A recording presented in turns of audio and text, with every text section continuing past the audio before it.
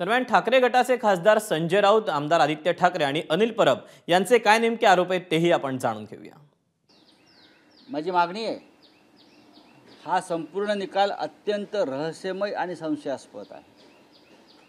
त्याच्यामुळे रवींद्र वायकर यांना लोकसभा सदस्यत्वाची शपथ घेण्यापासून थांबवलं पाहिजे निवडणूक आयोगाने। जोपर्यंत याची पूर्ण शहनिशा होत नाही,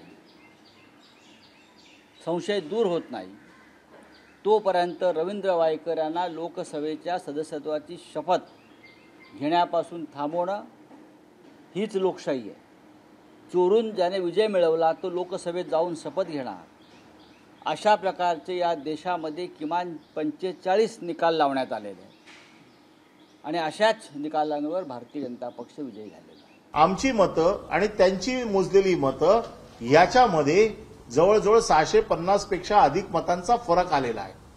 आम्ही वारंवार ही मागणी करतोय की ही मतं आमची 650 आपल्यापेक्षा जास्त आहे। आपण कुठलीही प्रक्रिया राबवलेली नाही।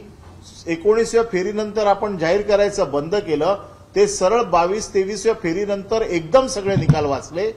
त्याचबरोबर आम्ही जे फॉर्म 17C2 आपल्याकडे मागतोय ते देखील आपण नाकारलेले आहेत। हा जो भाजपाने विजय क्लेम केलेला आहे तो देखील 303 वरनं 240 वर आलेला आहे। काल पण मी सांगितलं की ही यंत्रणा जर त्यांच्या हातात नसते आणि खरोखर फ्री अँड फेअर इलेक्शन झाले असते तर 240 काय 40 देखील जागा भाजपाच्या या देशात आल्या नसत्या। आज आपण पाहतोय वातावरण सगळीकडे हेच आहे, रोष आहे लोकांचा, आणि आज पण आपण पाहतोय की हे सगळं सोडून परत विषय भलतीकडे नेला जातो भाजपकडून। मग हे ते ह्यामुळे मतं मिळेल, त्यामुळे मतं मिळाली।